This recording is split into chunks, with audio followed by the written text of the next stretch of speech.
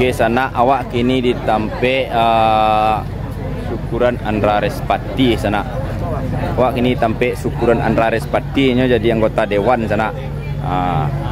Rami orang di siko sana. Banyak di siko sana. Ko ado Pinky do siko Pinky. Di sebelah dulu Pinky nama itu. Tapi pakai Prananda belakangnya. Siap oleh kuah. Ko sedang tampe Andra Respati wak sana nyo jadi anggota dewan sana. Jadi syukuran gini ko sana. Bapak duk di kacur sana. Kuah. Ado artis si kuah. Ado ML Ripin si kuah. Ado Maulana Wijaya kuah. Aku nyepak dewan ko sana. Ya. Dan nampak sana entah pak dewan tu. Lai, aduh lai. Santa lewat tanya Pak Dewan tu. Labara kali Pak Dewan mencalon mungkin bisa duduk jadi anggota dewan coba. Yo.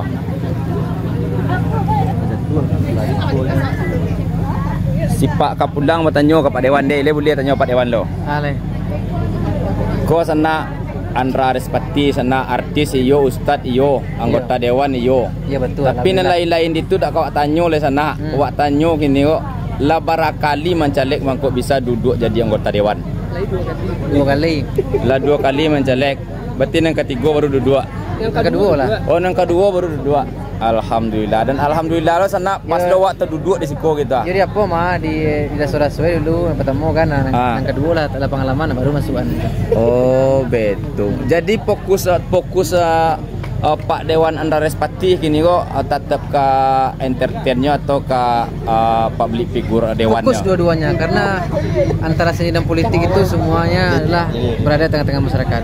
Di dunia seni saya membantu masyarakat, di dunia seni saya menghibur masyarakat, di dunia politik saya membantu masyarakat itu. Berarti dua-duanya sana membantu masyarakat sana. Di dunia seni menghibur masyarakat, di dunia politik di dunia politik membantu. Ya.